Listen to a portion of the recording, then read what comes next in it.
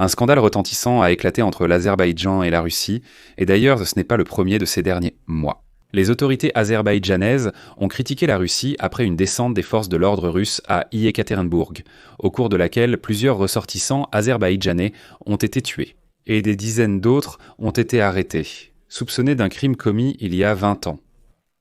En Azerbaïdjan, toutes les fêtes et activités liées à la Russie et à la culture russe ont été annulées, interdisant de fait tout ce qui est russe. À Bakou, la visite de la délégation parlementaire d'Azerbaïdjan à Moscou a également été annulée en raison de cela. Et voici une citation révélatrice du ministère des Affaires étrangères d'Azerbaïdjan. Des meurtres délibérés et ciblés ainsi que des actes de violence à caractère ethnique commis par les forces de l'ordre de la Fédération de Russie contre des Azerbaïdjanais à Ekaterinbourg sans procès ni enquête. Et ce scandale pourrait se traduire pour le Kremlin par la perte effective d'un autre partenaire dans la région. Je m'appelle Alexei Petchi. Nous sommes le 29 juin. Analysons cette histoire ensemble. Mais avant de commencer, je vous demande de vous abonner à la chaîne, de mettre un like et d'écrire n'importe quel commentaire. De plus, abonnez-vous à ma chaîne Telegram, le lien se trouve dans la description de cette vidéo. Alors, d'abord un bref contexte, puis nous examinerons les détails.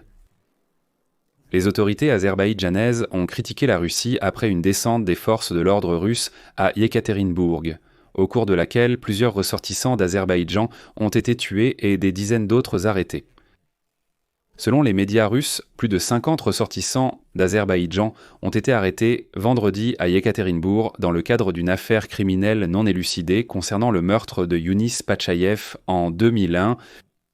Les principaux suspects dans cette affaire, les frères Goussein et Ziadin Safarov, sont décédés peu après leur arrestation.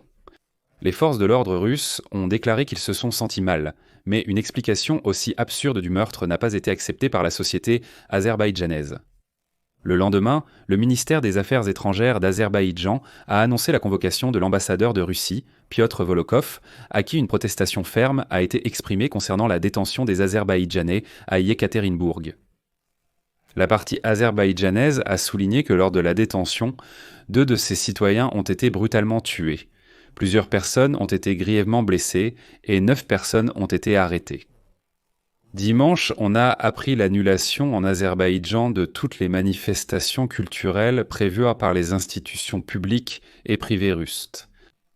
De plus, la visite de la délégation parlementaire d'Azerbaïdjan à Moscou a également été annulée en raison des meurtres ciblés et démonstratifs, ainsi que des actes de violence à caractère ethnique commis par les forces de l'ordre de la Fédération de Russie. Et maintenant, parlons plus en détail de la façon dont les nazis russes mènent leur lutte contre les non-russes. Le 27 juin, des arrestations massives de ressortissants d'Azerbaïdjan ont eu lieu à Yekaterinbourg, en Russie.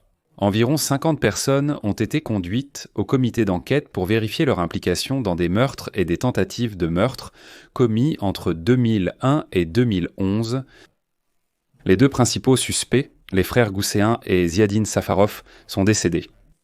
Et voilà que les forces de l'ordre russe ont déclaré qu'ils sont décédés, c'est-à-dire pendant les actions d'enquête, à cause de problèmes cardiaques. Apparemment, ils se sont sentis mal précisément au moment de leur arrestation.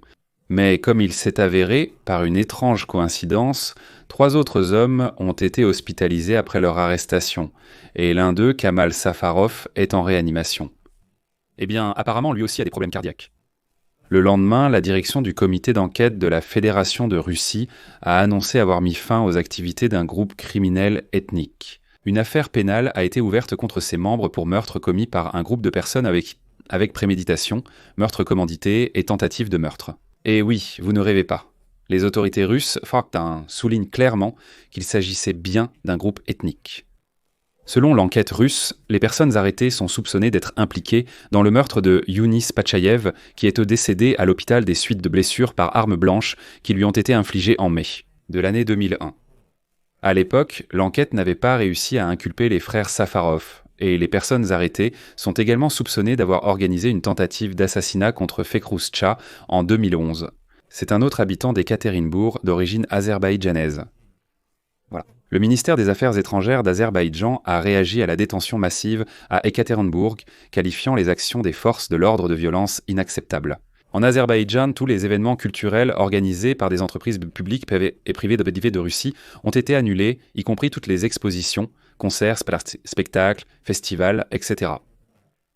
Cette décision a été prise en raison des meurtres démonstratifs, ciblés et extrajudiciaires, ainsi que des actes de violence commis par les forces de l'ordre russe contre les Azerbaïdjanais à Ekaterinbourg.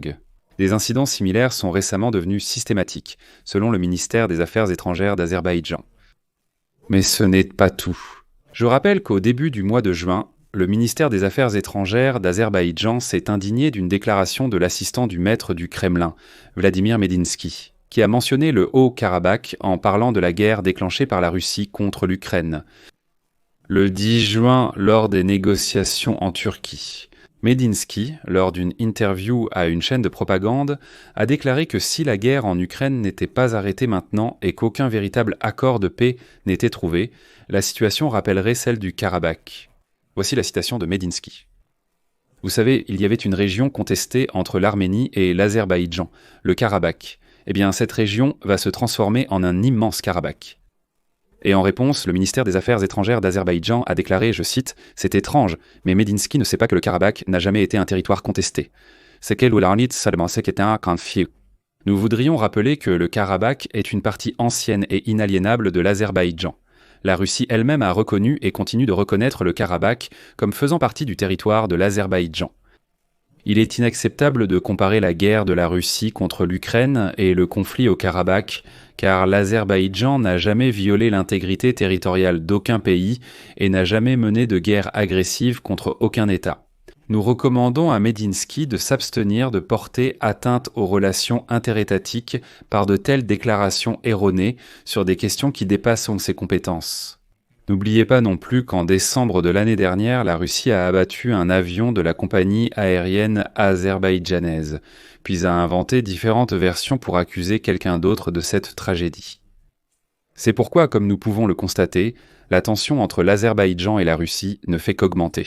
Quant aux nazis russes, ils continuent de montrer qui doit réellement être dénazifié. C'est pourquoi je vais mettre des points de suspension ici. Donnez votre avis et vos conclusions dans les commentaires sous cette vidéo, abonnez-vous à la chaîne, activez la cloche et n'oubliez pas de mettre un like. Les Russes comme ceux qui viendront ici pour écrire des commentaires, ne vous fatiguez pas, tous vos commentaires seront seront immédiatement bloqués et vous serez bannis. Parce que la vie russe n'intéresse absolument personne sur cette chaîne. C'est tout pour aujourd'hui, prenez soin de vous. À bientôt à tous.